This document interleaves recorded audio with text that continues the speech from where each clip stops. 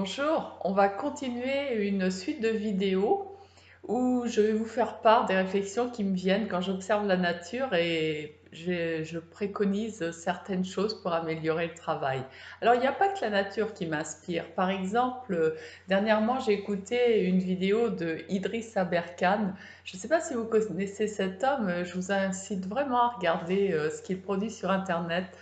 C'est intéressant de voir sa réflexion, déjà d'être parti des neurosciences pour arriver à comprendre, enfin pas à comprendre, à, à pouvoir donner une explication sur ce qui lui est arrivé, lui, dans son parcours, puisqu'il est 3 fois docteur et il s'est enquiquiné, en quelque sorte, pendant son parcours. Et en fait, il a commencé à s'éclater quand il a vu aux États-Unis comment on traitait les personnes avec respect, etc. Enfin, écoutez tout ça. Alors Idriss Aberkane, il a dit quelque chose, moi, qui a fait tilt pour moi, c'est la légitimité, c'est l'autorité qui te dit qui tu es.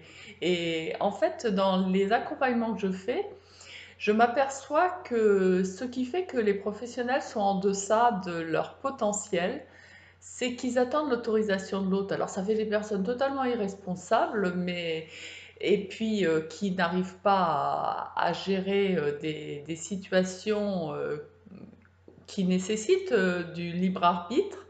Il faut que l'autorité, il faut que, en quelque sorte, ce soit le management qui fasse. Et quand quelque chose ne va pas, c'est le management qui est pas bon. Alors, le management, il a bon pied, quoi. Il a bon dos plutôt que bon pied. Et c'est vrai que de regarder les choses autrement, ça peut être intéressant. Alors, il y a une autre personne qui est une grande amie à moi qui s'appelle Magda Lafont, qui a 92 ans maintenant et qui a vécu 4 mois en camp de concentration à Auschwitz, qui témoigne d'ailleurs dans les écoles pour ouvrir les cœurs et éviter que ce genre d'atrocité se transforme. Et là, la conclusion de son expérience, si toutefois on pouvait conclure d'une expérience, une expérience est beaucoup plus riche qu'une conclusion, c'est que en fait, quand on est, on a une nature, et puis la nature du bébé, elle se transforme avec son environnement. Et progressivement, nous, en tant qu'adultes, on continue de se transformer avec notre environnement. Pour ça qu'on a des fameuses cultures d'entreprise, cultures d'institution. Regardez, même dans la rue, on peut reconnaître pratiquement le métier de chacun. Alors donc, pourquoi je vous parle de tout ça? Je voulais vous dire que si j'avais à définir mon métier, en fait, je permets à chacun de retrouver sa vraie nature. En fait, je permets de faire tomber toutes ces barrières qui limitent le potentiel humain. Et ça redonne de la vie, ça fait que, en fait, on a à cœur, on est motivé à aller au travail parce que avancer vers soi-même, grandir en potentiel, c'est quelque chose qui passionne tout le monde. Regardez l'engouement aujourd'hui pour ce qui est appelé le développement personnel. Mais le développement personnel, il y a un lieu où on se développe personnellement, c'est le travail, à condition que certaines conditions soient remplies, soient là. Alors, c'est mon métier, en fait, d'intervenir dans les organisations de travail pour modifier tout ça, déjà faire un rapport d'étonnement et puis après permettre à chacun, à travers la conduite de projet, avec les collaborateurs, de trouver d'autres manières de travailler qui sont plus en correspondance avec qui est chacun et surtout avec la nature humaine. Alors, ça redonne confiance en soi, ça donne des personnes plus responsables, capables de trouver des solutions dans n'importe quelle situation, hein. Les neurosciences nous rappellent que l'on est plus performant quand on est heureux. C'est le discours d'Idriss Aberkane et il a fait en fait toutes ses recherches et même il a fondé son entreprise en Suisse sur ce postulat-là, c'est-à-dire qu'il enseigne à travers des jeux. Alors la nature aussi nous enseigne que la vie est une grande fête. Écoutez les oiseaux chanter, les grenouilles qui coincent en ce moment. Enfin, on a une pléthore de couleurs, de sons, de formes qui est extraordinaire dans la nature. Et nous, on prend une façon d'être et on s'y conforme. Vous voyez un petit peu comment on se limite. Alors, il y a la nature, mais il y a aussi la nature première humaine qui nous rappelle ça, c'est-à-dire nos enfants. Les enfants, ils sont passionnés partout, ils ont envie d'aller partout, de tout essayer, ils partent tous azimuts. Et les enfants, ils aiment tellement apprendre en s'amusant. Et je vous disais dans la vidéo précédente que les enfants, ils s'essayent à jouer ensemble, puis après ils voient s'ils se plaisent bien et du coup ils reviennent, ils recommencent à jouer ensemble parce qu'il y a une énergie qui se fait bien. Ben, faisons plus simple aussi pour recruter, mettons les gens en situation et puis on voit si on a envie de faire un bout de chemin ensemble. Alors, qu'a-t-on conçu, nous, dans notre société fonctionnelle? Et qu'est-ce qui est si différent de la nature? On est parti de l'idée que le travail, c'est quelque chose de difficile et que pour montrer qu'on est un bon professionnel, il faut montrer qu'on souffre. Par exemple, ce qui m'interpelle toujours quand j'interviens dans des organisations de travail, c'est de voir la tête des salariés quand ils vont manger le midi. Pour moi, manger, c'est un moment de plaisir, hein. Manger, manger, manger. Enfin, je suis comme une gamine à qui on offre une glace, hein. Je vais manger. Et quand je vais manger, j'ai la banane, j'ai envie d'aller manger. Et quand vous regardez dans des zones d'activité, vous avez des personnes qui, au moment de la pause du midi, tirent la tronche, foncent les yeux.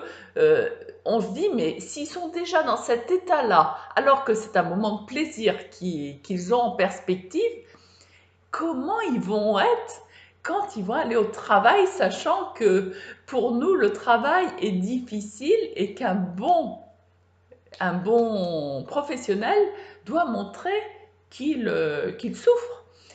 Alors, preuve en est qu'il y a eu des études qui ont été faites, des mesures. On montrait une photo d'une personne souriante et on montrait à un professionnel du même niveau qui fronçait les sourcils et on demandait, selon les personnes, quel était le meilleur professionnel. 9 fois sur 10, on montrait celui qui fronçait les sourcils. Donc c'est pour vous dire que l'idée, elle est ancrée dans nos caboches, hein. Alors, quand on voit ça, on ne peut pas, on peut pas être heureux au travail puisque pour montrer qu'on est un bon professionnel, il faut montrer qu'on souffre. Je me souviens, moi, un chef d'entreprise pour qui je suis intervenue m'a dit, mais je comprends vraiment pas je comprends pas, je te comprends pas. Tu as toujours la banane, tu souris tout le temps. C'est-à-dire que pour lui, j'étais une extraterrestre, comme quoi je pense que ses collaborateurs, s'ils se permettaient d'arriver avec le sourire au travail, ils seraient supputés de cacher un vice de forme, quoi, de ne pas bien travailler, de ne pas venir sérieusement au travail.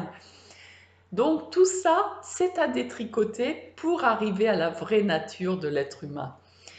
Alors, tout ça, tout ce qui nous limite dans notre potentiel vise à rentrer dans la conformité. On ne le fait pas, bien sûr, sans avoir une perspective de mieux-être. Et qu'est-ce qui nous conduit à nous conformer comme ça à des idées reçues? C'est que notre sécurité vient du groupe. Nous sommes des mammifères et les mammifères ne peuvent pas survivre seuls. C'est parce que on est en groupe, parce que depuis les hommes préhistoriques, on sait s'organiser en collectif, qu'aujourd'hui on est là pour en parler. Alors, le groupe, c'est la sécurité du mammifère. Alors, pour être en sécurité, le mammifère, il va se conformer.